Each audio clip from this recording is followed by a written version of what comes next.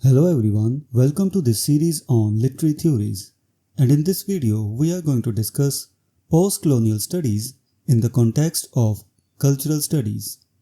Introduction.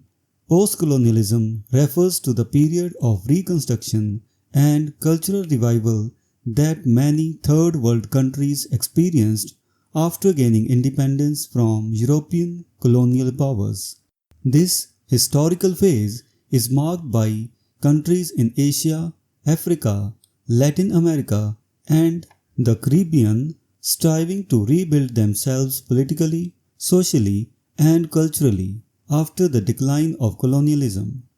Post-colonial studies focus on the literature and cultural practices that emerged during this time, addressing the complex challenges faced by post-colonial societies such as resurrecting their indigenous cultures and combating the entrenched preconceptions imposed by colonial rule. Literary criticism and post-colonialism. At first glance, post-colonial studies might seem more aligned with history and political science than with literary criticism. However, the English language, as propagated by the British Empire, played a significant role in the colonization process, making English literature an essential field for post-colonial critique. The global spread of the English language, once a tool of empire, is now a medium for post-colonial expression and resistance.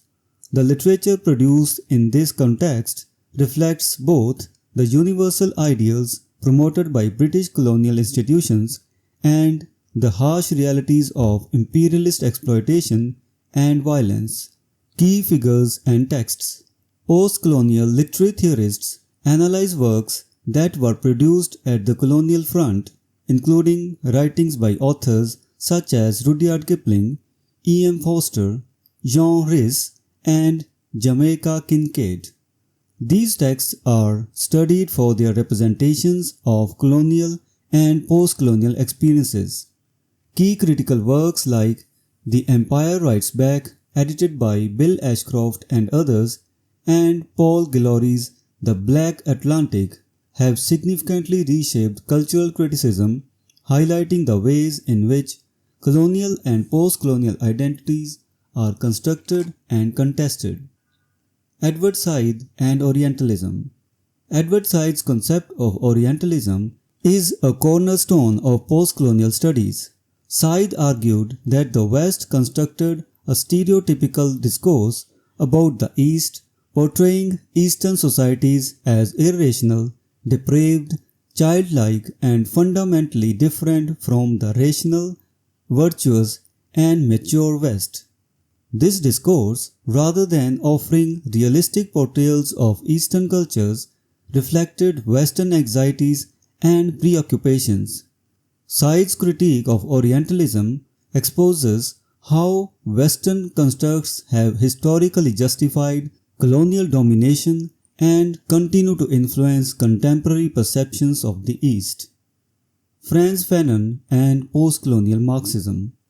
Frantz Fanon, a French Caribbean Marxist, provided critical insights into the post-colonial condition through his own experiences in French Algeria.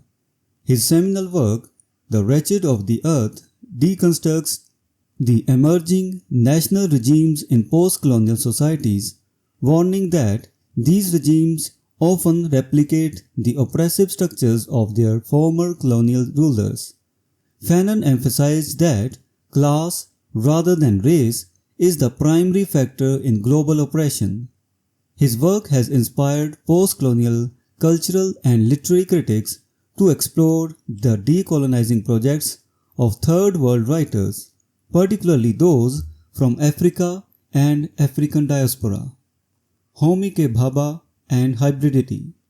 Homi K. Bhabha's post-colonial theory introduces the concept of hybridity, which involves the analysis of nationality, ethnicity, and politics through a post-structuralist lens.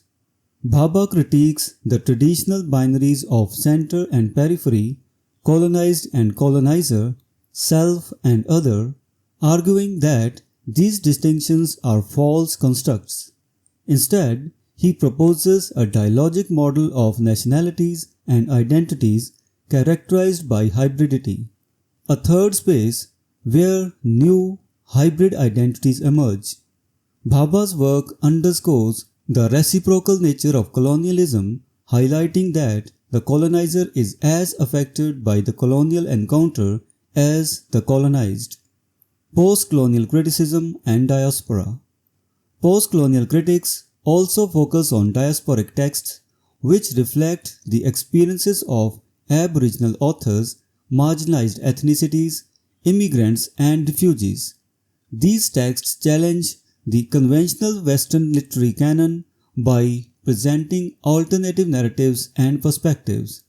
Writers like Chinua Achebe and Salman Rushdie are central to postcolonial literature, offering powerful critiques of colonial history and its lasting impacts. For instance, Rushdie's Midnight's Children deconstructs the history of modern India from a post-colonial viewpoint, exposing the conflicts and contradictions that arise from the colonial past.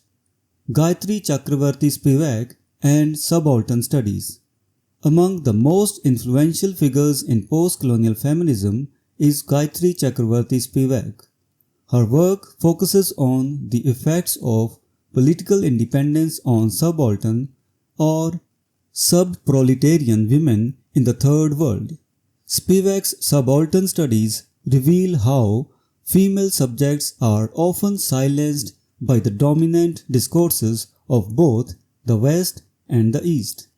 She highlights the difficulties faced by subaltern women in finding a voice amidst the global social institutions that oppress them, stressing the need for more inclusive and representative narratives in post-colonial studies. Conclusion. Post-colonial studies encompass a wide range of themes and contributions, emphasizing the cultural impacts of colonialism and the ongoing struggles for identity, representation, and independence in post-colonial societies. By examining the works of key theorists and authors, post-colonial critics seek to understand and deconstruct the complex legacies of colonialism. This field continues to evolve, providing valuable insights into the hybrid identities and marginalized voices that shape our globalized world. Future directions in post-colonial studies will likely focus on further exploring these hybrid identities and amplifying the voices of those who have been historically marginalized. So this was the discussion on the post-colonial studies in the context of cultural studies. We will meet in the next video and discuss some other topic. Until then, goodbye and thank you.